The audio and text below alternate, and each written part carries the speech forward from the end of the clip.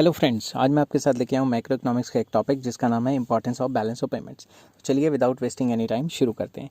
Balance of payment की importance क्या है? जब भी आपको इस टाइप का क्वेश्चन आए तो आपने सबसे पहले भाई मीनिंग तो लिखना ही है, और अगर एक आधे डेफिनेशन की रट्टा भी मारा हुआ है तो वो डेफिनेशन भी लिख देना, उससे क्या है नंबर अच्छे आ जाएंगे। ठीक है, तो मैं यहाँ पॉइंट्स डिस्कस करूँगा क्योंकि मीनिंग वगैरह मैं पिछली वीडियो में डिस्कस कर चुका हूँ, जिसका लिंक आपको डिस्क्रिप्शन में मिल जाएगा। तो चलिए शुरू करते हैं। सबसे फर्स्ट पॉइंट है financial status of the domestic economy. Balance of payment accounts reveals the financial status of domestic economy in relation to rest of the world. क्योंकि बैलेंस ऑफ पेमेंट हमें दिखाता है कि हमारी कंट्री में कितना पैसा आया, कितना पैसा गया। ये दिखाता है हमें कि हमने बोरिंग्स कितनी की, जिससे हमें पता लगता है कि डिपेंडेंस क्या है हमारी रेस्ट ऑफ द वर्ल्ड के लिए। मतलब अगर हम ज़्यादा बोरिंग्स करते हैं तो डिपेंडेंट हो गए ना, तो हमारा तो फाइनेंशियल स्टेटस फुस हो गया, मतलब कोई काम का ही नहीं रहा क्योंकि बोरिंग से ज़्यादा पैसा आ रहा है। It points out backwardness of the domestic economy. तो कोई भी कंट्री अगर बाहर से बोरोइंग्स पे काफ़ी ज़्यादा डिपेंड कर रही है तो अब आप ये समझ लो कि भाई उसकी डोमेस्टिक इकॉनमी का बेड़ा गर्क हुआ पड़ा है। मैं किसी भी कंट्री का नाम नहीं लूँगा क्योंकि किसी को बेइज्जत करना अच्छी बात नहीं है। आप खुद ही सोचो कि हमारी कंट्री बाहर से बोरिंग ले रही है कि नहीं ले रही। अगर ज़्यादा पैसा बाहर से बोरिंग करके आ रहा है तो हमारी कंट्री का बेड़ा गर्क हो गया है। ठीक है, अब आपने ये सोचना है कि बैलेंस ऑफ पेमेंट से ही पता लगेगा कि कितना पैसा बोरोइंग की फॉर्म में आया। तो बैलेंस ऑफ पेमेंट ही हमें ये दिखाता है कि फाइनेंशियल स्टेटस क्या है डोमेस्टिक इकॉनमी का। नेक्स्ट है net factor income from abroad. जब भी हम नेशनल इनकम निकाल रहे होते हैं तो net factor income from abroad चाहिए होता है हमें।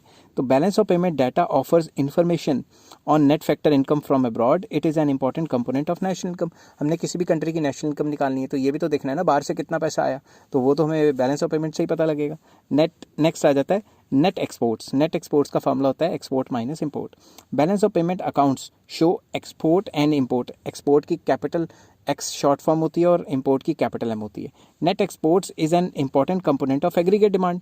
अगर आपने एग्रीगेट डिमांड थोड़ा बहुत पढ़ा हो तो ये एग्रीगेट डिमांड का फॉर्मूला होता है consumption plus investment plus government expenditure plus export minus import. तो ये एग्रीगेट डिमांड का इतना इंपॉर्टेंट फॉर्मूले में ये जो एक्सपोर्ट माइनस इंपोर्ट है ये तो हमें बैलेंस ऑफ पेमेंट से ही पता लगेगा ना।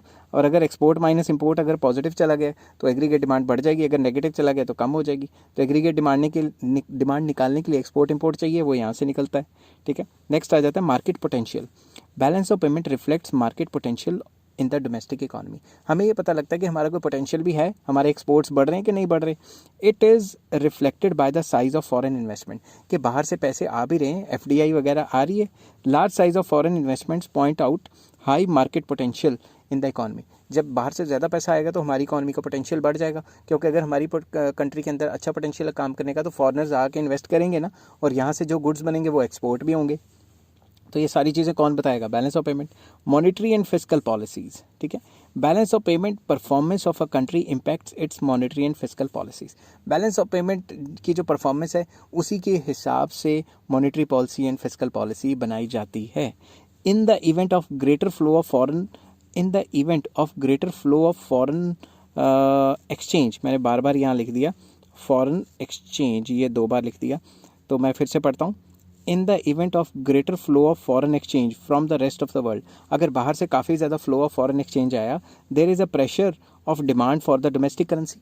तो जब बाहर से काफ़ी ज़्यादा डॉलर आ जाएंगे, करेंसी आ जाएगी बाहर वाली, तो हमारी जो लोकल करेंसी है उस पर काफ़ी ज़्यादा प्रेशर पड़ जाएगा, क्योंकि लोकल करेंसी की डिमांड बढ़ जाएगी। तो सेंट्रल बैंक क्या करेगा? Central bank has to account for it in formulation of its monetary policy. तो उसको ज़्यादा नोट छापने पड़ेंगे, वो कितने नोट छापने वो उसकी मॉनेटरी पॉलिसी में होता है।